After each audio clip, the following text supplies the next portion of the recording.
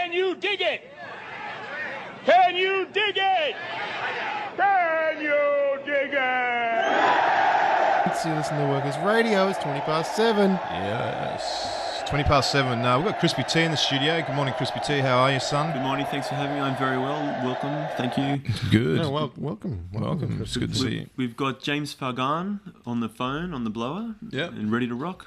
Ready to rock. On the Now, blower. James FaRGaNnE is a contributor to Henry Macko and does articles for him and has put up some articles that I've been interested in. The argument that FUKuSHIMA was sabotaged, and has put it out there about JiM Stone. James is all the way from Korea.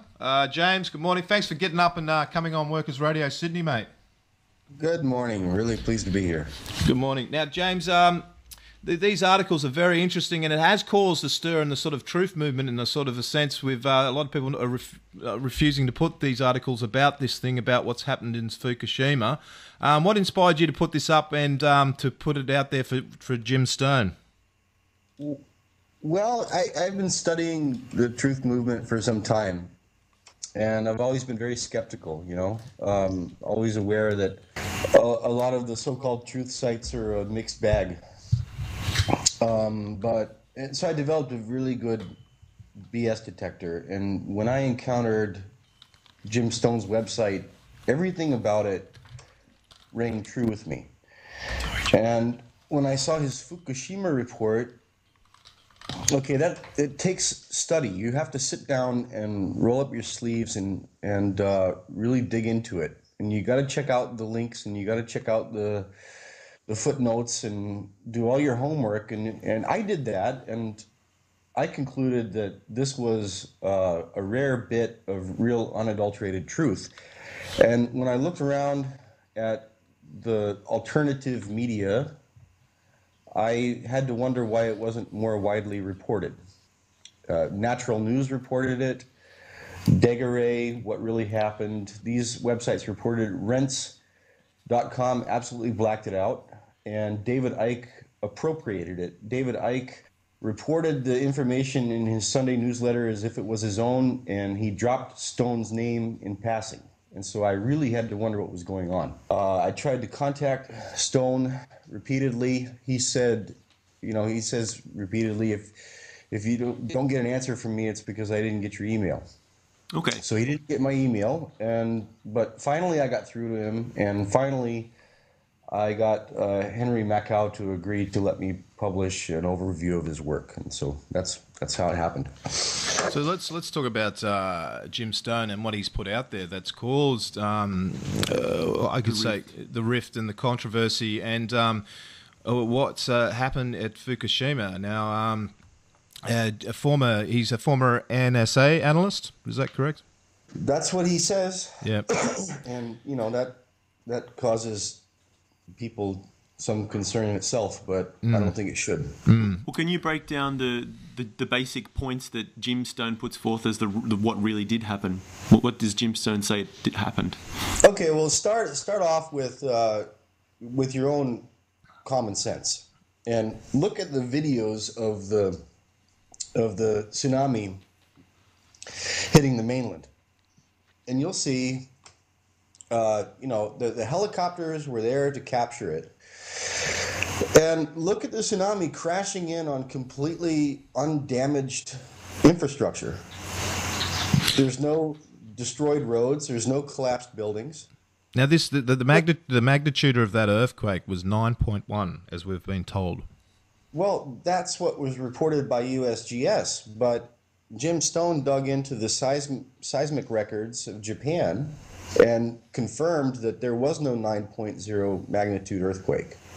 Now, I will add to this that I've done some subsequent research, and I've learned that it's kind of complicated, but with nuclear-induced seismic events, you can have a 9.0 reading at the core of the event, okay?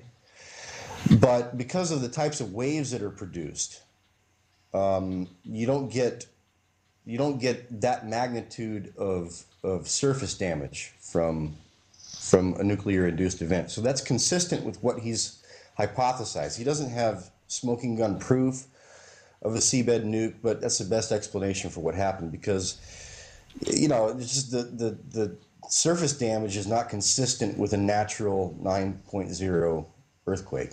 Just look at it with your own eyeballs. And he's saying that the mini nukes were put in the seabed. Well, that's his best hypothesis. And then you got Ben Fulford, with his information about the Chikumaru and the Kursk nuke that was smuggled in via the North Korean people. They found a Russian sub, yeah. Right, but the main thing is just look at the mainland as this tsunami is rolling in on just unblemished infrastructure. That's the starting point.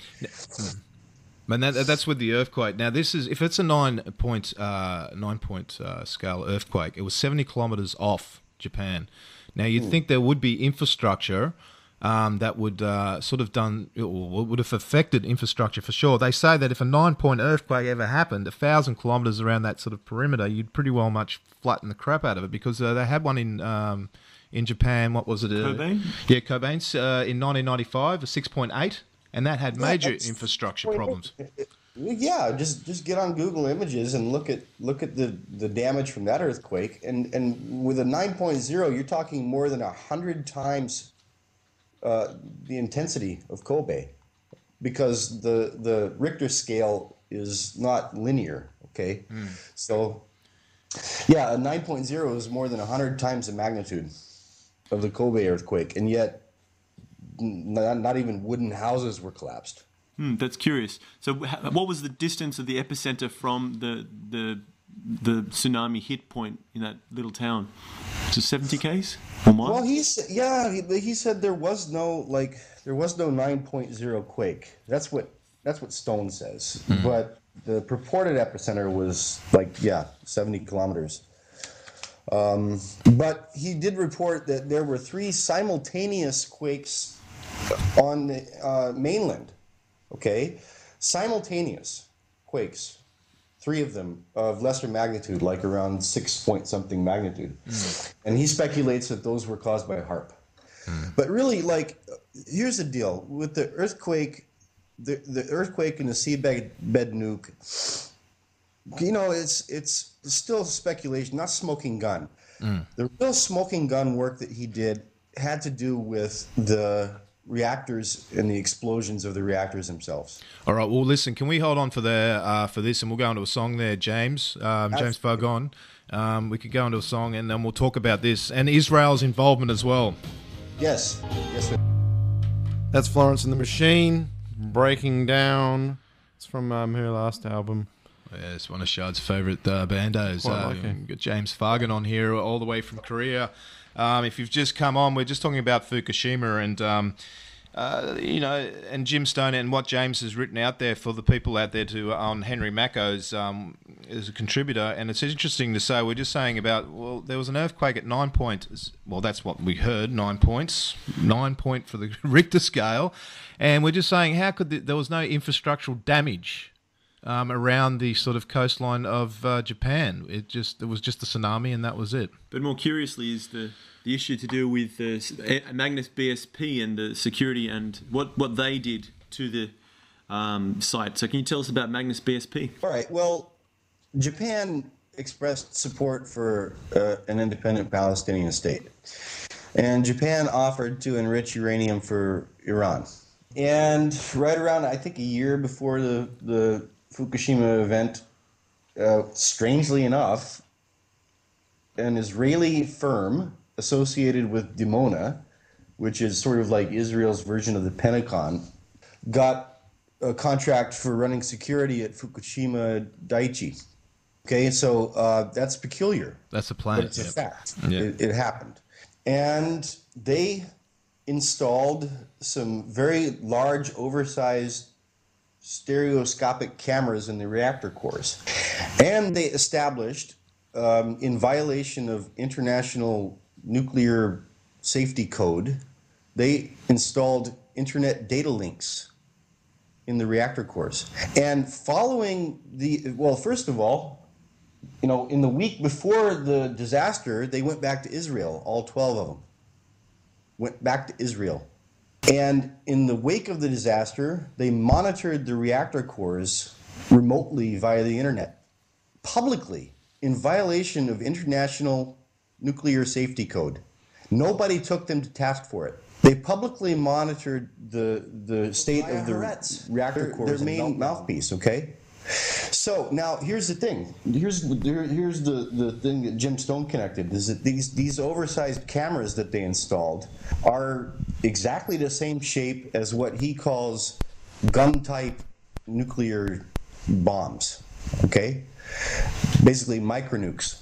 So, this is not yet smoking gun. This is still just like common sense. Look at it with your eyeballs and see how it matches up. Smoking gun stuff comes in when we look at Stuxnet, which is it's a virus that is basically Dimona, which is again like the Israel's version of the Pentagon, developed this virus to attack Siemens control systems. Now, can you explain? Yeah, Stuxnet. It's a system where it goes in, it infiltrates into a computer system where you think everything's going swell, but it's in there, and you think the operating systems are working for the nuclear plant, but really there's a virus in there, a worm.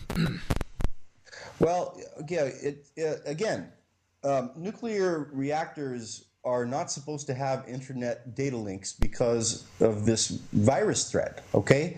Stuxnet was developed by the Israelis. They have been documented to have used it to attack Iran's nuclear program, okay? This is the established fact in the mainstream media. And Stuxnet, it basically spreads by USB, okay? And basically they flood a country with it. You could very well have Stuxnet on your computer and you have no idea.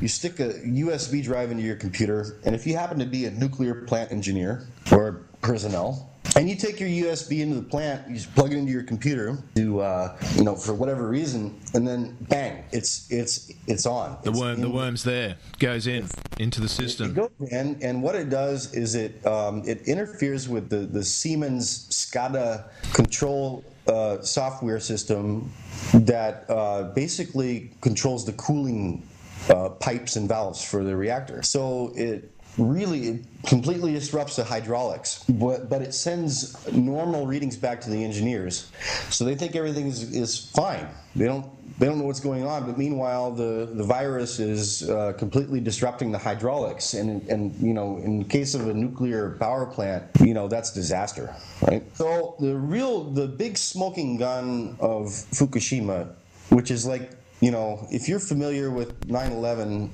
and how, Building 7 is a smoking gun, Reactor 4 is the smoking gun of Fukushima, because Reactor 4 exploded. And these GE nuclear power plants were extremely well built. The containment walls were 4 to 8 feet thick of rebar reinforced concrete that was pulverized into powder. Reactor 4 was offline. It wasn't even operational that day. It wasn't on. It was the dome was removed. It was offline for refueling, and JiM Stone provided aerial drone photography to prove that the dome was off of the reactor. It wasn't even operational. Therefore, the Arnie Gunderson disinformation mill says that it was hydrogen that exploded those reactors. 3 reactors exploded. Turned